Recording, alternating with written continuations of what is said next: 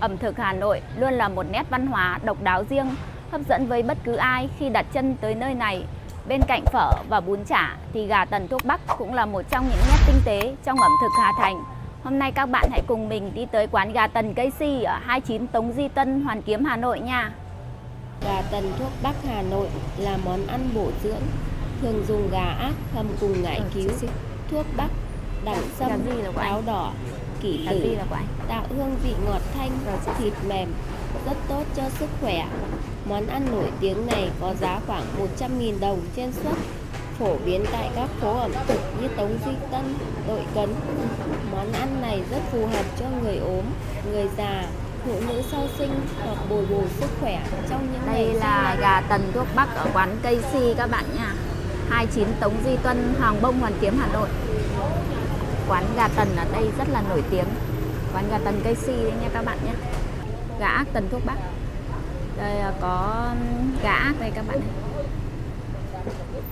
Một con gà ác và rau ngải cứu, các gia vị thuốc Bắc. Nhắc đến gà tần thuốc Bắc, không ai là không biết đến quán gà tần cây si ở 29 Tống Duy Tân, Hàng Bông, Hoàn Kiếm, Hà Nội. Cho ít bột ớt vào nhé.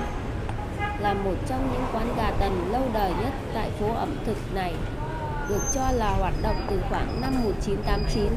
Tính đến năm 2026, quán đã có hơn 35 năm kinh nghiệm, nổi tiếng với món gà hầm thuốc Bắc và mì gà tần, thường xuyên đông khách vào buổi tối. Mặc dù quán đã hoạt động được khá lâu, mình mời tất cả các bạn nha, mời các bạn ăn gà tần với mình nha.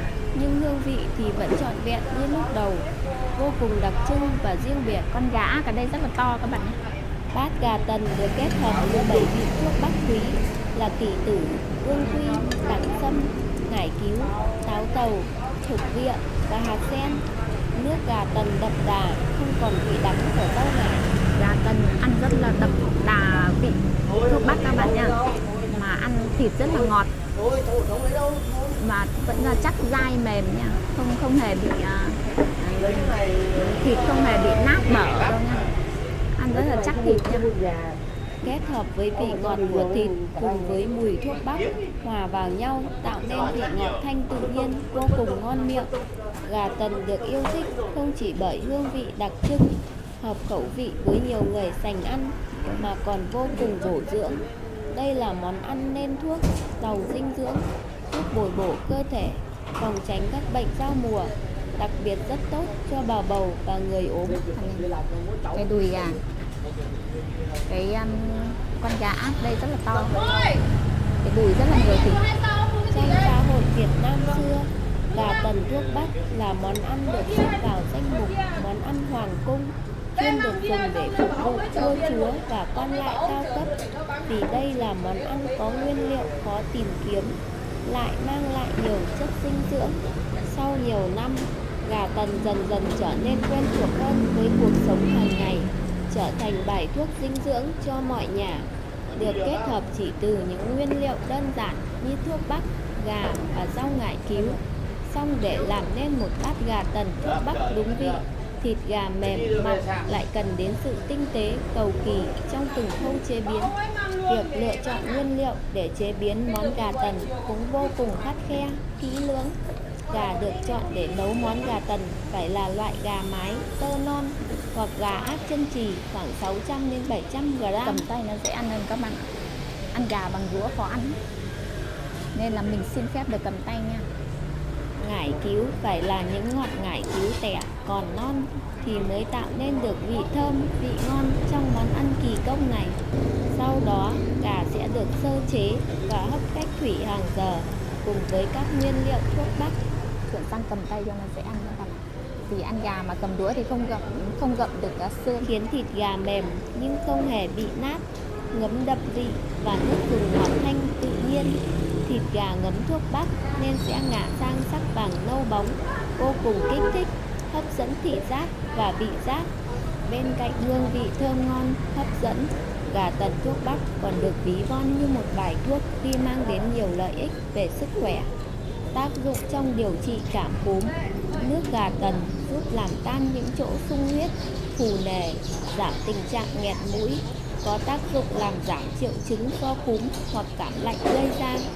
Người mới ốm dậy, trong y học cổ truyền, gà tần có vị ngọt, mặn, mùi thơm, tính ấm, có tác dụng bổ dưỡng cao, ích khí huyết, giảm đau, rất tốt cho người tạng yếu, người già, Mày ăn qua người trên giới mới thiệu với ốm các bạn khỏi ở đây hoặc con đang phố dưỡng Tống Duy bệnh. Tân này chính là phố ẩm thực các bạn nhé.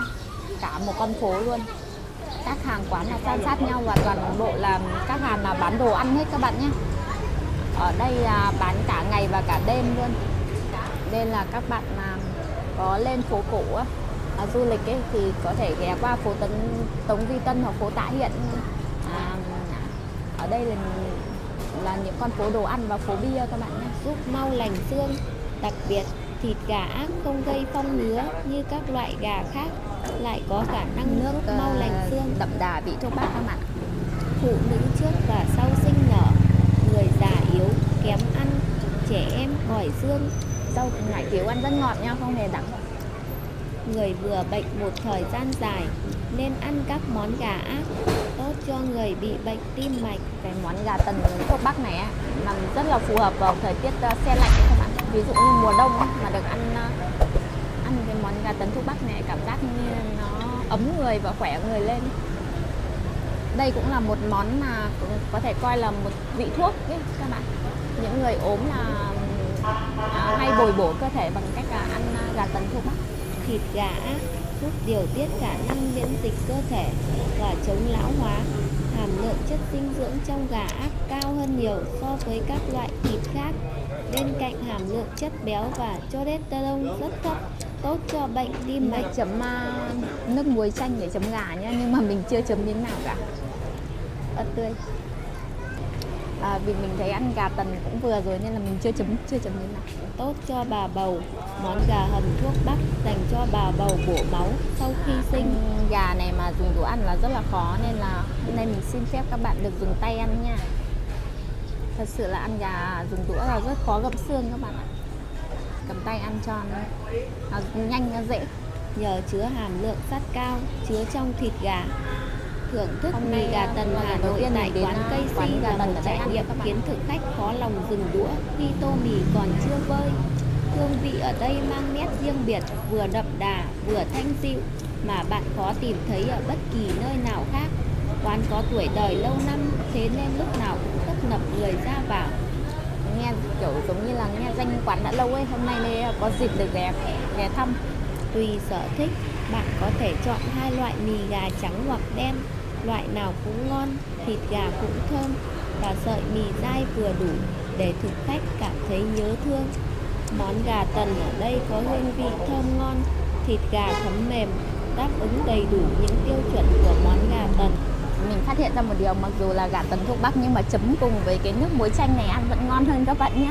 Nhưng bởi vì lúc đầu là mình cũng thấy nó vừa vừa rồi nên mình không chấm ấy, nhưng sau khi chấm xong thì mình thấy chấm là nó rất là kiểu cuốn. Ăn cùng nó rất là cuốn, nếu mà ăn không thì sẽ cảm giác nó bình thường ấy, nhưng chấm cùng ăn nó rất là ngon. Cùng với điều đó, nhân viên ở quán vô cùng nhiệt tình. Vì thế, nếu bạn là tín đồ của món gà tần thì đừng bỏ qua địa điểm này nhé. Phố Tống Duy Tân là con phố nhỏ giữa lòng Hà Nội nhưng lại sầm uất và nhộn nhịp bởi hương vị ẩm thực đặc trưng. Nơi đây quy tụ những món ăn ngon nức tiếng. Gà nó nhiều xương nên ăn bằng đũa khó ăn các bạn ạ. Từ bún đậu mắm tôm, bánh cuốn đến các món ăn vặt hấp dẫn.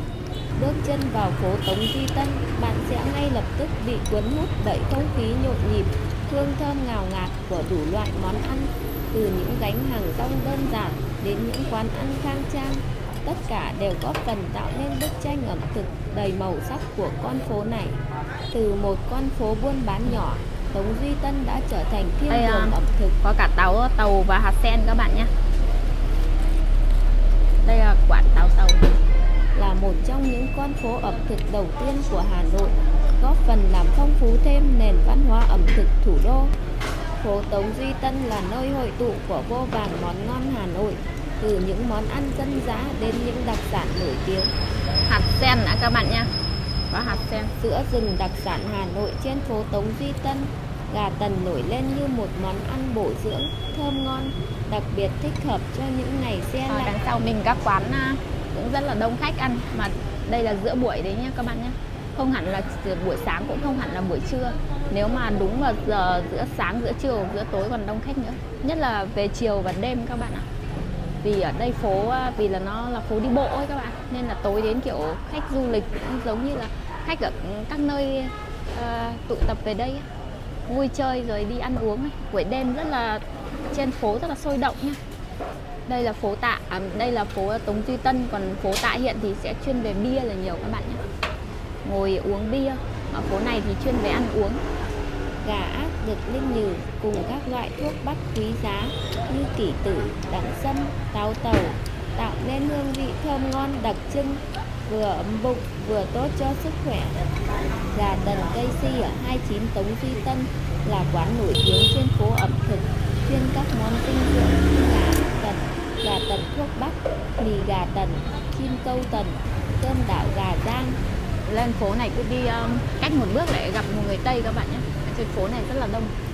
Quán được yêu thích nhờ hương vị thơm ngon, chế biến sạch sẽ và giá cả hợp lý, thu hút đông đảo thực khách. Ngoài bánh cuốn, bún đậu mắm tôm, gà Tần, phố Tống Duy Tân còn có vô vàn món ăn vặt hấp dẫn khác như cháo, nem chua rán, khoai tây chiên, đào phớ. Nếu bạn muốn thưởng thức những món ăn khác, phố Tống Duy Tân cũng không làm bạn thất vọng. Từ cơm rang, phở, bún riêu, miến ngan đến các món chè, tất cả đều có mặt trên con phố ẩm thực này. Phố Tống Duy Tân thường thức giấc vào buổi xế chiều và nhộn nhịp nhất khi thành phố lên đèn. Ghé thăm con phố này vào khoảng thời gian từ 17 giờ đến 21 giờ. Ăn thịt gà xong thì có khăn ướt để lau tay các bạn nha. Cho cháu gửi tiền ạ. Bác ơi, cho cháu gửi tiền ạ. Cháu gửi. Mình là 2.000 đúng không? Vâng ạ. 210 ạ. Vâng ạ. Bạn sẽ được hòa mình vào không khí sôi động, thưởng thức trọn vẹn hương vị thơm ngon của các món ăn lúc mới ra lò và cảm nhận rõ nét nhất nhịp sống về đêm của Hà Nội. Nhắc tới tinh hoa ẩm thực Hà Thành, không thể không kể đến món gà Tần thuốc bắc chứ danh. Từ những nguyên liệu đơn giản như thịt gà, các vị thuốc bắc và rau ngải cứu, qua bàn tay của người làm bếp đã làm nên hương vị thâm đồng không thể thiếu trên phố phường Hà Nội mỗi khi vào đông. Gà Tần Hà Nội ngày nay không chỉ là một món ăn ngon mà còn là một nét văn hóa ẩm thực tinh tế, thể hiện sự quan tâm đến sức khỏe trong văn hóa ẩm thực Hà Thành.